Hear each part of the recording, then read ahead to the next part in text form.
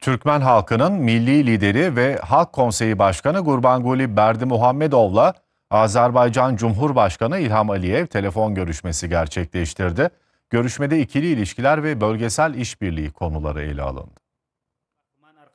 Türkmenistan'ın milli lideri ve Halk Konseyi Başkanı Gurbanguly Berdimuhamedov ve Azerbaycan Cumhurbaşkanı İlham Aliyev telefonda görüştü. Aliyev, Gurbanguly Berdimuhamedov'un yakın zamanda gerçekleştirdiği Azerbaycan ziyaretini işbirliği tarihinde önemli bir dönüm noktası olarak nitelendirdi. İlham Aliyev, Avaza'da düzenlenen 3. Birleşmiş Milletler Denize Kıyısı Olmayan Gelişmekte Olan Ülkeler Konferansı'nın başarılı şekilde tamamlanmasından dolayı Türkmen tarafını kutladı ve misafirperverlikleri için teşekkür etti.